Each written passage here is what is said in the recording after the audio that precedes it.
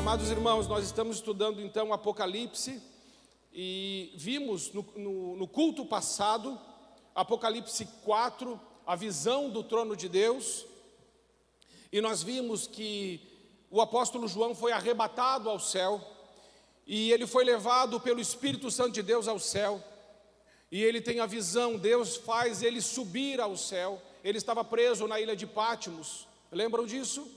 E era o imperador Domiciano que estava naquela época governando Roma, e ele foi chamado de segundo Nero, um terrível perseguidor da igreja, um homem mau, que matou sua mãe, que matou o seu sobrinho, é um homem que matava qualquer pessoa que tentasse ofuscar a sua própria glória, um homem terrível, perseguidor da igreja, e que deu o título a ele mesmo de Senhor e Deus, um homem profano, um homem idólatra, um homem terrível. Foi esse homem que quis calar a voz do apóstolo João, levando ele para a ilha de Patmos.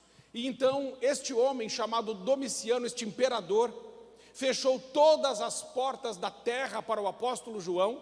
Mas a palavra de Deus diz que quando todas as portas da terra foram fechadas para o apóstolo João, Deus abriu uma porta no céu e disse: João, sobe, que eu vou te mostrar as coisas que devem acontecer. Olha a soberania de Deus. Deus não está dizendo as coisas que podem acontecer, as coisas que talvez aconteçam, as coisas que, quem sabe, venham a acontecer, mas Deus diz na sua palavra no capítulo 4, te mostrarei as coisas que devem acontecer. Então João é levado aos céus em espírito, e ele é arrebatado, e ele vê um trono, ele vê o trono de Deus, e alguém que está sentado neste trono. Então ele compara a glória de Deus, porque Deus não pode ser descrito, Deus não pode ser definido, mas João vê o fulgor da glória de Deus e a majestade de Deus, e ele disse: parece pedra de jaspe, porque a pedra de jaspe é branca, é pura, é puríssima. A pedra de jaspe aponta para a santidade, e ele diz: Deus parece como uma pedra de sardônio, que é vermelha, que aponta para a justiça, que aponta para o sangue de Jesus. Então ele vê que aquele que está sentado no trono, ele é santo e ele é puro, e ele vê um arco diante do trono, por detrás do trono, que é o arco de Deus, que é o símbolo da aliança de Deus conosco, é o arco da graça, é o arco da misericórdia. E depois ele vê um mar como de vidro diante do trono, que simboliza a pureza do trono de Deus. Lá no trono de Deus não tem jeitinho, não tem corrupção, não tem conchavos. Deus é santo, Deus é justo, Deus é bom, Deus é fiel, Deus é verdadeiro, e o seu trono diante dele e ao redor dele é como um mar de vidro, representando a transparência que há no trono de Deus. Mas João também vê que saem do trono vozes, relâmpagos, trovões, que simbolizam o juízo de Deus. Então Deus está sentado no trono, Ele é santo, Ele é justo, a graça vem, o arco, mas depois vem o juízo. A graça vem primeiro, o juízo vem depois, mas no trono de Deus, a santidade, a graça, mas também há juízo. E ao redor do trono, 24 anciãos que representam a igreja de Jesus, a plenitude da igreja, nas pessoas dos 12 patriarcas do Antigo Testamento e os 12 apóstolos do Novo Testamento. E ali nós temos a igreja plena, adorando aquele que vive para sempre, ao Rei dos Reis e ao Senhor dos Senhores. E ali a igreja está vestida de vestes brancas e usando coroa. As vestes brancas apontam para o sangue de Jesus, que nos purifica de todo pecado, e a coroa aponta para aquele que é fiel até a morte. E Jesus disse: aquele que for fiel até a morte, dar-te-ei a coroa da vida. E os 24 anciãos, mais os 4 seres viventes, que são os seres seráficos, os querubins e os serafins, eles se dobram diante também de Deus e dizem: santo, santo, santo é o Todo-Poderoso, aquele que era, aquele que é e aquele que há de vir. E os 24 anciãos lançam as suas coroas diante do trono de Deus e dizem: digno é o Cordeiro de receber toda a honra, toda a glória, todo o louvor, porque todas as coisas vieram a existir por sua vontade, todas as coisas existem pela sua vontade. Essa é a visão de João no capítulo 4, que nós vimos no culto passado. Mas agora abre-se o capítulo 5. E vamos ler então o capítulo 5, para que hoje juntos possamos entender melhor o que João vai ver e como isso pode impactar nossas vidas.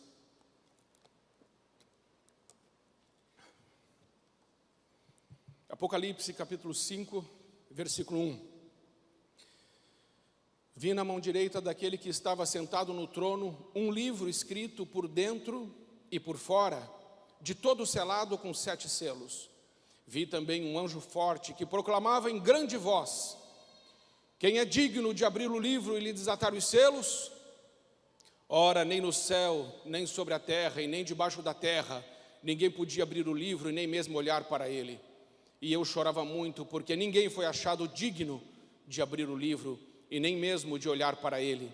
Todavia um dos anciãos me disse: não chores, eis que o leão da tribo de Judá, a raiz de Davi, venceu para abrir o livro e os seus 7 selos. Então vi no meio do trono e dos 4 seres viventes, e entre os anciãos, de pé, um cordeiro como tendo sido morto.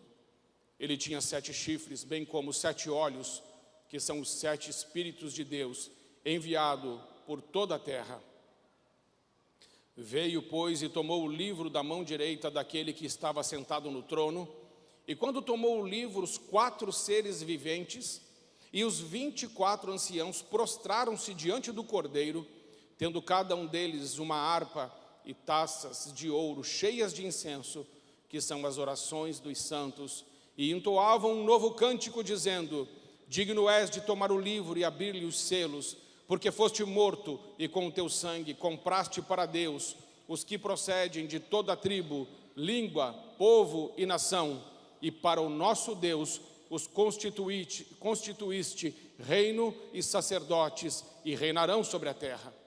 Vi e ouvi uma voz de muitos anjos ao redor do trono, dos seres viventes e dos anciãos, cujo número era de milhões e milhares de milhares, proclamando em grande voz: digno é o cordeiro que foi morto de receber o poder, e riqueza, e sabedoria, e força, e honra, e glória, e louvor.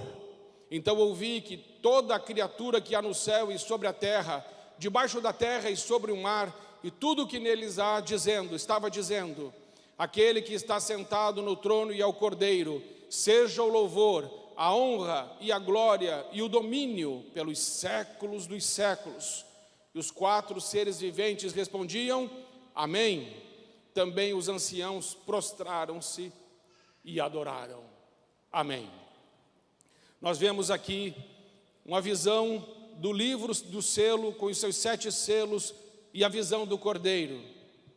E o título desta mensagem é: para onde caminha a história? Versículo 1: vi na mão direita daquele que estava sentado no trono um livro, e escrito por dentro e por fora, de todo selado com 7 selos. O versículo 1, pode deixar na tela, ele está mostrando a verdade de que existe um Deus todo-poderoso, nosso Senhor, e Ele está sentado num alto e num sublime trono. Esse trono de glória é o trono de Deus, mas Ele está segurando na sua mão um livro, e esse livro é o livro da história, é o livro dos mistérios de Deus, é o livro dos projetos de Deus, é o livro que contém toda a história da humanidade, e toda a história da humanidade já foi escrita por Deus. É por isso que está dizendo que esse livro estava escrito por dentro e por fora, e de todo selado com 7 selos. 7 selos, o 7 aponta para a plenitude. Isso significa que o livro está completamente selado. Nada mais pode ser escrito, nada mais será escrito e nem retirado. O que tinha para ser escrito já foi escrito, e foi escrito por Deus, e Ele está segurando este livro na sua mão. É muito importante entendermos, amados irmãos, que o governo da história não está nas mãos dos homens. Os filósofos tentam interpretar a história, mas eles não têm êxito. Os historiadores tentam entender os desígnios da história, mas não conseguem. Os futurólogos tentam prever o que irá acontecer, mas não logram êxito. Porém, O livro está nas mãos de Deus. Os homens tentam entender, interpretar, interagir com a história, mas não conseguem. Os gregos têm uma visão sobre a história, que a história é cíclica. A visão grega é uma visão que a história é cíclica, que a história se repete, que tudo o que aconteceu ontem poderá acontecer hoje e se repetirá amanhã. Essa é a visão grega da história, uma história cíclica, sem meta, sem conclusão, uma história que não aponta para um fim glorioso, apoteótico, aonde Cristo vem governando, liderando e transformando a história dos homens e reinando sobre toda a terra. Eles não enxergam isso. Mas existe uma outra linha, a linha dos existencialistas ateus, que dizem que a história é uma sequência de fatos inúteis, sem significado, e impera o acaso, o evolucionismo. O homem não tem força, o homem não tem propósito, não existe um telos, não existe um porquê, simplesmente é uma visão fatalista da vida, determinista da vida, as coisas são assim mesmo, não tem o que fazer. Porém, a Bíblia não nos ensina isso, que a história está ao léu, que a história está à deriva, que nós fomos lançados nessa terra e estamos agora à deriva neste mundo. Não, a Bíblia mostra que existe o Deus Todo-Poderoso que está com um livro na sua mão, e esse livro está de todo escrito, por dentro e por fora, e selado com 7 selos. O que isso quer dizer? Que Deus já escreveu a história, que Ele é soberano sobre a história, que quem diz o que vai acontecer, como vai acontecer e quando vai acontecer é Ele, porque dele, por Ele, para Ele são todas as coisas, e todas as coisas que existem por causa da vontade dEle. Ele é soberano, e isso é muito bom de uma igreja ouvir, porque para uma igreja perseguida, para uma igreja sofredora, para pessoas que muitas vezes estão incomodados, angustiados, o que vai ser de mim? Como é que eu vou me aposentar? O que vai ser do amanhã? O que será dos meus filhos? O que será da minha família quando eu me for? Não há desespero para um cristão, porque ele sabe que Deus tem na mão o seu livro, e Ele é o regente do universo, Ele é o governador da história, Ele é o sustentador de todas as coisas, e toda a história está debaixo das suas onipotentes mãos, e nós estamos nas mãos de Deus, e o inimigo não pode nos arrebatar das mãos do Senhor. Ele tem o livro, mas Ele tem a igreja também em suas poderosas mãos. Ele é o bom pastor que cuida de nós. Irmãos, isso é muito bom de saber diante dos desafios da vida que nós enfrentamos. Deus está no trono e o livro da história está nas suas onipotentes mãos.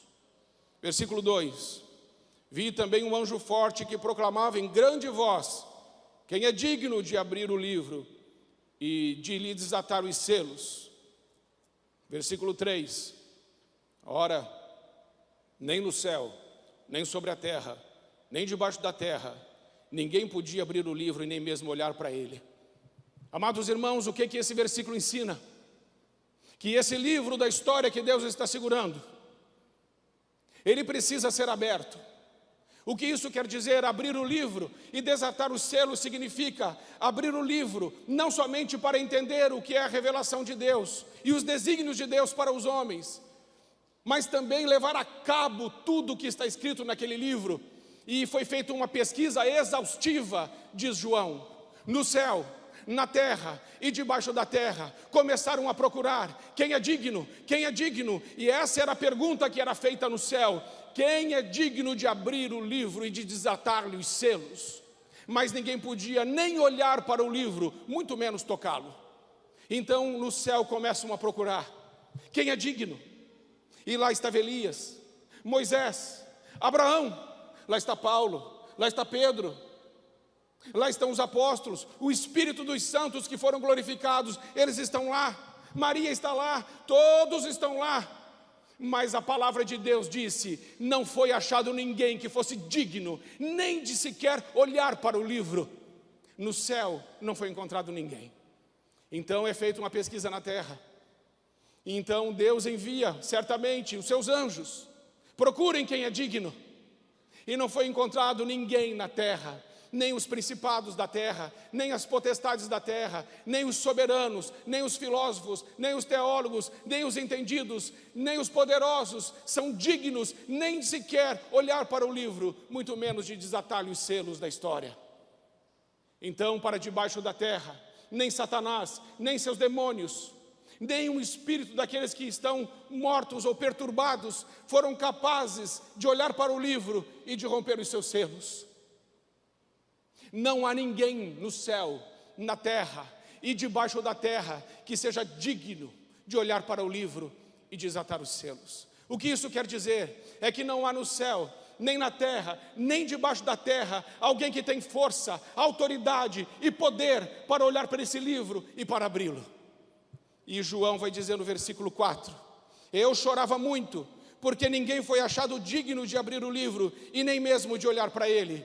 E esse choro do João é o nosso choro, irmãos. É o choro da impotência do homem. Este choro é o choro que revela a nossa insuficiência. Esse choro é o choro que revela a nossa fraqueza.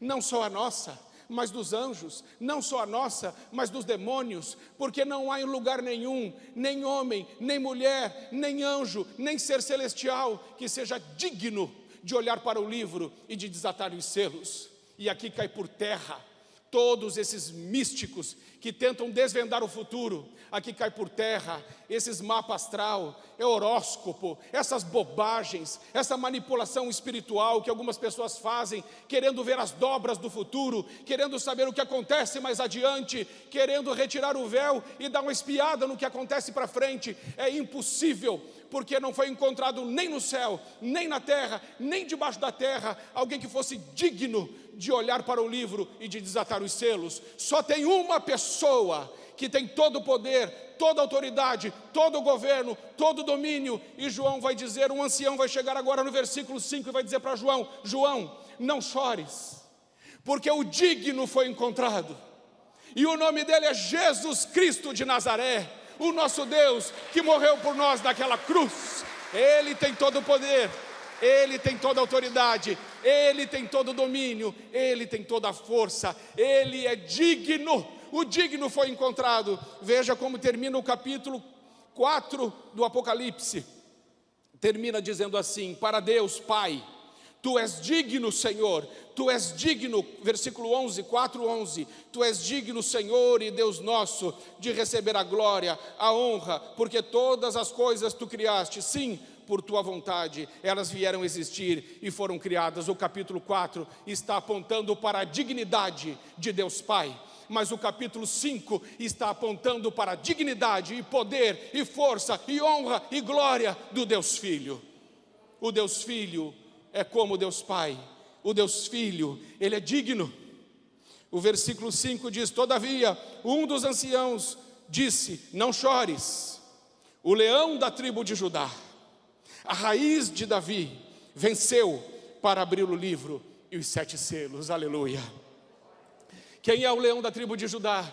Essa profecia foi feita por Jacó em Gênesis 49, e disse para seu filho Judá, sairá de você um mais ilustre membro, o leão da tribo de Judá. De ti, Judá, virá o Salvador dos homens, o Salvador da humanidade, o Messias prometido, Jesus. Da raiz de Davi, porque Jesus vem de um reino, sobre um reino que nunca terá fim. O governo de Cristo nunca terá fim, Ele reinará pelos séculos dos séculos, amém. Ele venceu, Ele reina, Ele é digno, Ele é soberano. Por isso o ancião diz a João, não chore. E mesmo para nós, irmãos, quando nós olhamos algumas coisas acontecendo na nossa vida, na nossa história, a nossa impotência diante de um câncer, a nossa impotência diante de coisas que acontecem na nossa vida, de filhos que vão embora, de dor no coração, de dor do luto. Tantas coisas acontecem na nossa vida. E aí às vezes a gente começa a chorar e diz, Senhor, o que vai ser? E quando você começar a chorar em desespero, lembre-se daquele ancião no céu, que representa a igreja, que diz para João: não chore, porque o leão da tribo de Judá, a raiz de Davi, ele venceu, ele está com o livro nas mãos, ele vai abrir os selos. O que isso significa? Ele não somente revela todo o plano de Deus, mas Jesus tem o poder de fazer cumprir a vontade de Deus na terra, porque tudo foi feito por ele, e sem ele, nada do que foi feito se fez. Tudo vem por meio de Jesus. Ele é grande, ele é poderoso, é o nosso Jesus. Versículo 6. Então vi no meio do trono e dos 4 seres viventes, e entre os anciãos, de pé, um cordeiro, como tendo sido morto. E ele tinha 7 chifres, bem como 7 olhos, que são os 7 Espíritos de Deus enviados por toda a terra. O que o versículo 6 nos ensina? Que João está vendo, no meio do trono, os 4 seres viventes, e entre os anciãos, de pé, um cordeiro, como tendo sido morto, e ele tinha 7 chifres, 7 olhos, bem como são os 7 Espíritos de Deus. O que isso quer dizer? Que o Jesus, o Cordeiro de Deus, que morreu para nos salvar, ele tem 7 chifres. Os chifres apontam para a força, para poder e para a autoridade, e 7 aponta para a plenitude. Quando João vê os 7 chifres no cordeiro, isso está apontando para a onipotência de Jesus Cristo. Ele é o Todo-Poderoso, ele tem todo o poder, todo o domínio e toda a autoridade. Ninguém é maior que ele, ninguém é mais forte que ele, ninguém pode resisti-lo. Satanás e os seus demônios foram derrotados pelo Cordeiro de Deus naquela cruz que expôs eles à humilhação pública, triunfando sobre eles na cruz. Jesus é o Todo-Poderoso. Esse é o primeiro ensinamento.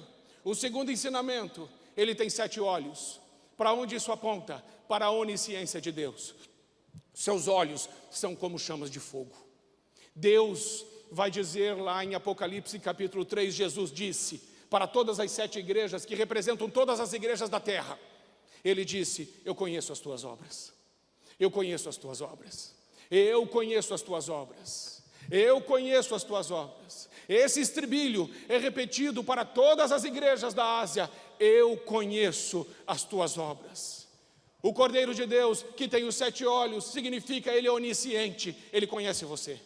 Ele conhece o seu coração. Ele conhece a sua história, ele conhece as suas dores, ele sabe de tudo que está acontecendo, mas ele não é só sabedor, ele é poderoso para transformar a nossa vida. Amém, irmãos? Isso é muito bom sabermos disso, porque às vezes nos sentimos tão sozinhos, tão fracos, tão impotentes, e às vezes pensamos: quem está vendo? Quem está vendo? Lembre-se, o Cordeiro de Deus é onisciente. Lembre-se, o Cordeiro de Deus é onipotente. Mas também tem os 7 Espíritos de Deus, que representam a onipresença. Portanto, irmãos, os atributos de Deus Pai são os atributos de Deus Filho. Jesus é onipresente, Jesus é onisciente e Jesus é onipotente. E esses atributos são exclusivos de Deus. Ninguém mais tem esses atributos. Ninguém mais tem esses atributos. E aqui cai por terra toda a adoração e todo o pedido de favores aos santos. Aqui cai por terra. Porque somente Deus é onisciente, onipresente e onipotente. Quando as pessoas fazem pedidos a santos, e tem várias pessoas fazendo pedidos ao mesmo tempo, este santo precisaria de pelo menos um atributo de Deus para ouvir todos os pedidos ao mesmo tempo. E esse atributo é a onisciência. Mas a onisciência, os 7 olhos, é exclusivo atributo de Deus. Portanto, ninguém pode te ouvir. Só há um mediador entre Deus e os homens, Jesus Cristo, o nosso Senhor. Somente Ele é onisciente e somente Ele pode ouvir todos ao mesmo tempo e tem poder de dar resposta a tantos quantos Ele quiser ao mesmo tempo. Amém, irmãos? Então esses ensinamentos, obrigado, irmão Carlos, que nunca falte água na sua casa.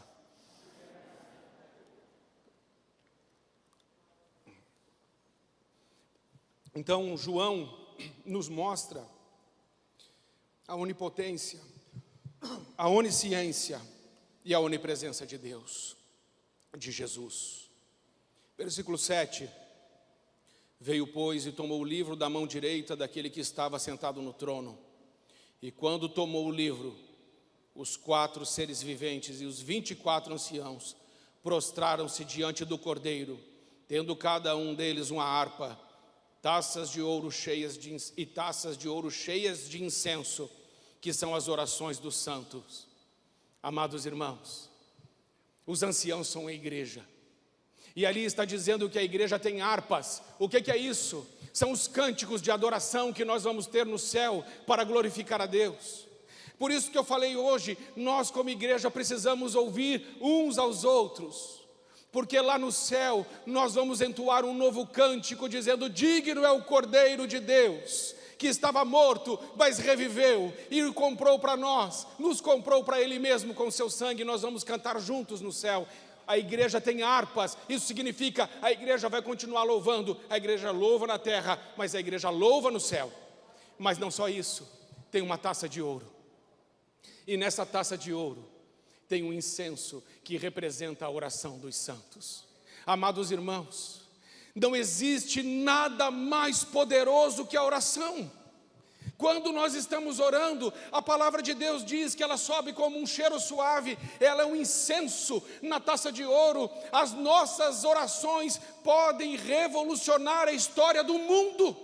Porque nós como igreja, quando estamos orando, nós estamos participando do governo de Deus, nós somos corregentes com Deus, nós somos coparticipantes com Deus do governo do mundo. Ele deu essa autoridade à igreja. Quando a igreja ora, a oração chega a Deus e chega como um cheiro suave. Quando você está orando, Deus está te ouvindo. Quando você está orando, coisas podem acontecer, realidades podem ser transformadas, coisas sobrenaturais podem acontecer do céu para a terra, porque a minha e a sua oração chegam até o céu como incenso na taça de ouro, como cheiro suave. Nós somos, como igreja, corregentes e coparticipantes do governo de Deus. Por isso que você tem dificuldade de orar. Por isso que quando você começa um propósito de oração, você não consegue continuar.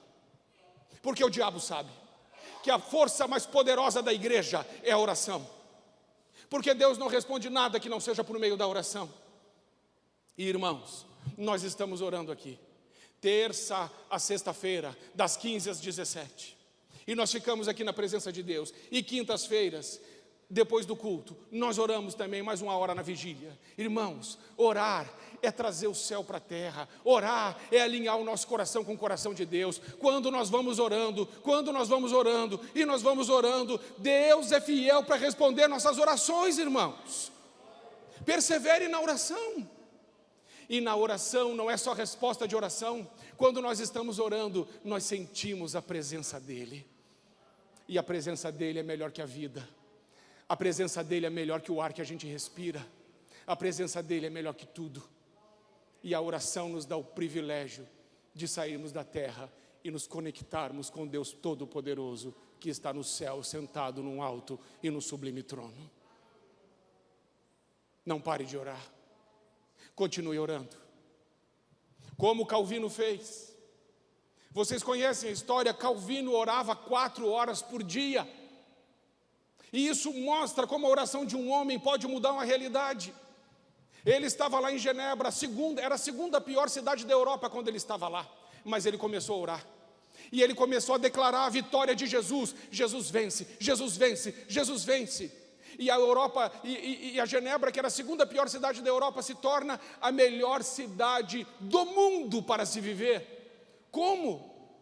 A primeira escola pública do mundo, a primeira universidade pública do mundo, leis baseadas nas Sagradas Escrituras, ruas com textos bíblicos, porque um homem decidiu dobrar os seus joelhos e dizer: o Senhor Jesus vence nesse lugar. E a vitória do Cordeiro está lá para quem quiser ver até os dias de hoje. Quando você começar a dobrar os joelhos na sua casa e dizer: Jesus vence na minha família, Jesus vence sobre a minha vida, Jesus vence na área profissional, Jesus vence na minha vocação, a minha vida é tua, Senhor, e a tua vitória é garantida, você vai começar a ver as coisas acontecerem. Ore a Deus. Precisamos voltar a ter fervor espiritual, paixão por Jesus, e não vir no automático, andar no automático, não, é apaixonado por Jesus. Amém, irmãos? É tremendo isso. Os 24 anciãos prostraram-se diante do Cordeiro. Isso representa a igreja toda, os 24 anciãos, com uma harpa, taças de ouro cheias de incenso, que são as orações dos santos, e entoavam um cântico dizendo: digno és de tomar o livro e abrir os selos, porque foste morto, e com teu sangue compraste para Deus os que procedem de toda a tribo, de toda língua, povo e nação. Amados irmãos, até aqui, o Cordeiro de Deus foi morto e com sangue nos comprou. Irmãos, isso é algo sublime. É algo sublime. Nós aprendemos em Gênesis 22, versículo 13, que Jesus, Deus, providenciou um cordeiro para substituir uma pessoa. Abraão ia sacrificar o seu filho Isaque. Mas aí um anjo disse do céu: não faça isso, Abraão. Deus já providenciou um cordeiro para morrer no lugar do teu filho. Esse cordeiro aponta para Cristo, o nosso Senhor. Mas depois em Êxodo, capítulo 12, a partir do versículo 3, vai nos mostrar que lá na Páscoa, a orientação que Deus deu a Moisés é que cada família sacrificasse o cordeiro, um cordeiro sem mácula, sem defeito, que aponta para Cristo, e passasse o sangue nos umbrais das portas, porque vindo o anjo da morte, não entraria na casa, e o primogênito não morreria. Então lá em Êxodo 12, 3 em diante, vai mostrar que o Cordeiro de Deus morre por uma família. Mas Gênesis diz que ele morreu por uma pessoa, mas em Êxodo por uma família. Isaías 53, versículo 8 em diante, vai nos ensinar que o Cordeiro de Deus, Jesus, vem e morre pela nação. Agora o Cordeiro morre pela nação toda. Mas João capítulo 1, versículo 29, João, quando vê Jesus, diz: eis o Cordeiro de Deus, eis aquele que tira o pecado do mundo. Então agora João está dizendo: ele é o Cordeiro, Jesus é o Cordeiro, ele veio para morrer no nosso lugar, mas agora ele não veio para salvar uma pessoa, ele não veio para salvar uma família, ele não veio para salvar uma nação, mas ele veio para salvar o mundo inteiro. Louvado seja Deus, porque nós fomos comprados por esse sangue precioso. Você foi comprado pelo sangue de Jesus, você pertence a Jesus, você é a igreja dele. Louvado seja Deus, o Cordeiro que foi morto nos comprou com o seu sangue naquela cruz. Precisamos viver uma vida digna desse sacrifício tremendo.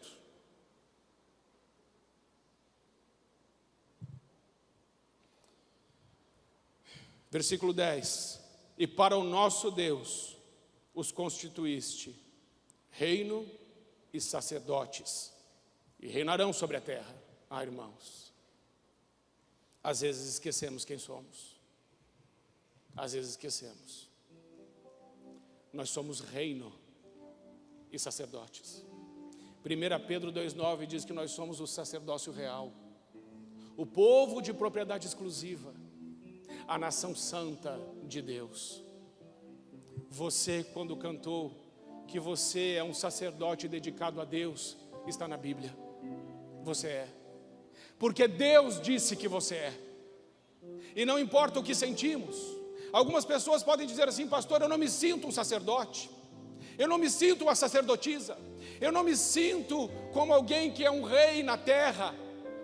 Eu quero dizer a você: jogue fora o que você sente, porque um homem e uma mulher de Deus não vive pelo que ele sente, mas vive pelo que ele crê. E nós vivemos pelo que cremos, e cremos na palavra de Deus. E a palavra de Deus diz que nós somos reis e que nós somos sacerdotes. Então nós somos exatamente isso. Não se trata do que sentimos, se trata do que cremos. E a palavra de Deus é o nosso trilho, a nossa bússola, o nosso GPS, o nosso norte. Ela nos dá direção, ela nos dá propósito. E conhecereis a verdade, e a verdade vos libertará. Liberte-se de toda mentira que está no seu coração. Liberte-se de todo engano. Liberte-se de toda mágoa e de toda dor que influenciam a sua mente e não deixam você viver o que Deus diz que você deve viver. Nós somos a igreja do Senhor. Fomos comprados com seu sangue. Esse mundo precisa de uma igreja relevante, de uma igreja forte, de uma igreja atuante, de uma igreja vitoriosa, de uma igreja cheia do Espírito Santo, de uma igreja que não se intimida, não se acovarda, não recua, mas de uma igreja que diz ao Senhor: eis-me aqui, Senhor, envia-me a mim. Estou aqui, sou teu. Somos uma nação de reino, de reis e sacerdotes, diz a palavra de Deus. E quero relembrar os irmãos, a igreja no céu está sentada em tronos. Trono significa lugar de julgamento. Coloca para mim em 1 Coríntios capítulo 6, versículo 2, faz favor. Se eu não estiver enganado, é 1 Coríntios 6, 2 e depois o 6, 3. Falam algumas verdades importantes sobre isso, de nós estarmos no trono. Ora, não sabeis que os santos hão de julgar o mundo? Você está vendo? Você sabia que eu e você vamos julgar o mundo? A igreja de Jesus irá julgar o mundo? Põe o outro. O versículo 3 é esse. Não sabeis que havemos de julgar os próprios anjos? Você sabe realmente quem você é? Você é a igreja de Jesus que se assenta num trono no céu. Põe Efésios 2,6. A palavra de Deus diz que nós já estamos agora assentados com Cristo nas regiões celestiais. Você está numa posição de autoridade. Viva com a autoridade que Deus te deu. Viva uma vida relevante e seja essa igreja que honra aquele que é digno, que honra o nome de Deus, vivendo uma vida que agrada ao Deus Todo-Poderoso. Nunca permita que os seus planos estejam acima dos planos de Deus, que a sua vontade e o seu jeito sejam maiores que a vontade de Deus. Submeta-se a Deus, submeta-se à sua palavra, creia, ore e Deus vai fazer. Amém, irmãos? Concluímos então sabendo de uma coisa tremenda: a história está nas mãos do Deus Todo-Poderoso, e o Filho Jesus tomou o livro da mão do Pai, como quem diz: Pai, eu vou levar a cabo tudo o que o Senhor escreveu, eu vou completar a obra, e quando eu terminar, eu colocarei tudo debaixo dos teus pés. E nós somos coparticipantes com Cristo disto tudo. Que honra, que privilégio ser chamados filhos de Deus.